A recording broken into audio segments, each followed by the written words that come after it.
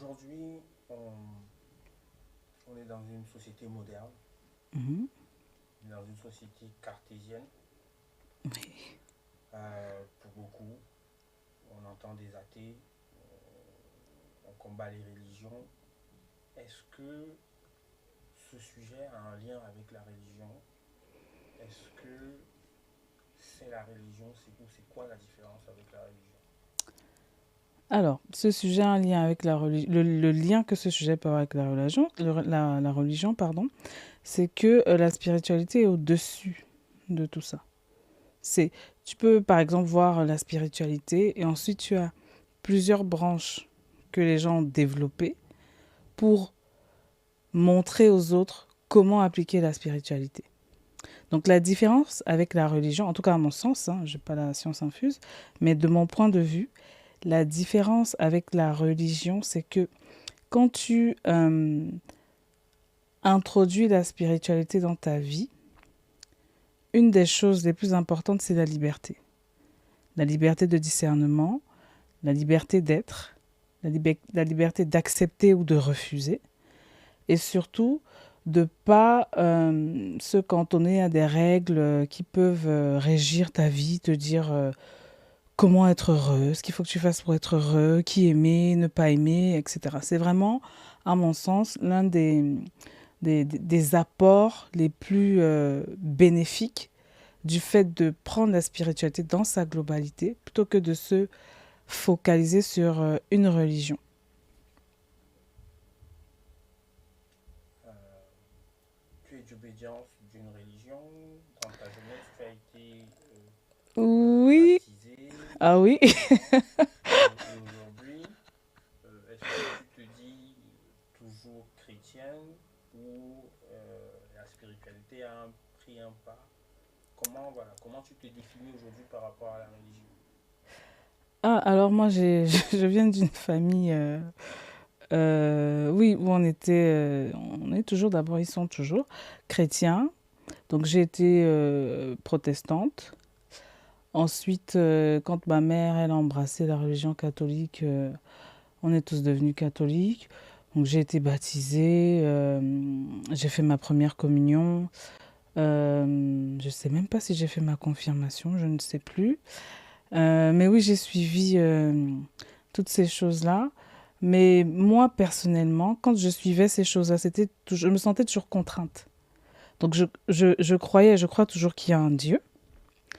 Euh, je comprenais tous les enseignements. Aime ton prochain comme toi-même, comme je trouvais ça un peu voilà, compliqué. Mais bon, j'essayais. Faut pas tuer, faut pas, etc. etc. Ça j'étais OK avec ça. Mais les règles qu'on me mettait autour, déjà, me faire croire que j'avais besoin de passer par tous les steps. Faut te baptiser, faut te communier, faut te confirmer, faut te marier, etc., etc. Pour être en contact avec Dieu, moi je trouvais ça, intérieurement, ça passait pas. Mais bon, j'étais une enfant, je faisais ce qu'on me demandait de faire. Hein. J'avais pas trop le choix. Même quand je disais non, on me laissait pas le choix. Donc je le faisais. Donc j'ai grandi dans la religion. J'ai même eu une période de ma vie où j'ai été vraiment une catholique vraiment très pratiquante. Je faisais mon chapelet tout le temps. Euh, je priais, voilà, j'allais à l'église. Vraiment, j'étais convaincue. Et j'étais convaincue que c'était la meilleure voie, surtout. Donc j'avais aussi pris un peu les travers de la religion. Donc j'étais un peu hautaine par rapport aux autres religions. Je me permettais de juger, dire par exemple que je ne comprends pas comment on peut être musulman, parce que, etc., etc. Je ne comprends pas comment on peut être protestant, parce qu'en fait, voilà, je me permettais d'émettre des jugements tout en pensant que j'étais dans mon bon droit, parce que j'avais choisi soi-disant la bonne religion.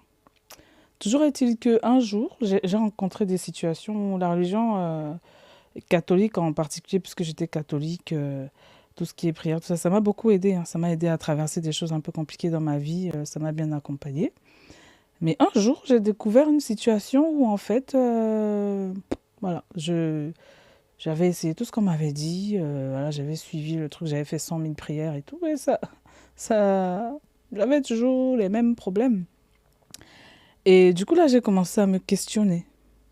J'ai commencé à me dire, Déjà, pourquoi je suis coincée là-dedans? Pourquoi, alors que je sais depuis petite que ça, en fait, je fais ça sous la contrainte, pourquoi je me suis auto-lavé le cerveau au point de penser que je n'ai besoin que de ça pour refaire mon lien avec Dieu? Comment j'ai pu faire pour m'auto-laver le cerveau? Parce que c'est pas la faute de quelqu'un d'autre, hein. Je me suis enfermée dans le truc, j'ai épousé le truc. Et je me suis dit, mais comment je me suis convaincue que si c'est pas cette voie-là, ce sera par exemple la voie des enfers. Bon, je ne croyais pas trop aux enfers, mais bon, la voie de la souffrance, etc. Comment je peux aussi penser que si vraiment il y a un Dieu, il peut cautionner le fait qu'on donne des règles aux gens et que parce qu'une personne digresse d'une règle un jour, elle soit condamnée à souffrir les minimums. Bon, j'ai commencé à me poser des questions plutôt existentielles et à essayer de m'ouvrir. Et je me souviens que j'avais dit, un jour j'avais dit, voilà, ça devient très compliqué. Moi j'ai besoin d'aide. Donc j'avais posé l'intention, montrez-moi vers où je peux trouver l'aide dont j'ai besoin. Et donc ça m'a conduit vers d'autres chemins que je suis très heureuse d'avoir empruntés. Donc non, je ne me définis plus comme chrétienne. Je ne suis pas chrétienne, je ne suis pas athée non plus. Je ne suis pas animiste, je suis pas musulmane, je ne suis pas juive. Je suis juste un être humain qui essaye de construire sa relation déjà avec son divin qu'elle a à l'intérieur d'elle, ce qu'on a tous, qui essaye de rallumer cette étincelle divine-là, qui me permet d'avoir une communication directe avec la source de toute chose. Parce que tous les êtres humains ont cette capacité, et on nous a juste mis des intermédiaires et des intermédiaires et des intermédiaires et des barrières. Et bien souvent, c'était pas trop dans des buts, c'était pas pour trop nous aider, c'était surtout pour nous contrôler. Ok. Euh, donc on note bien la problématique de liberté Oui.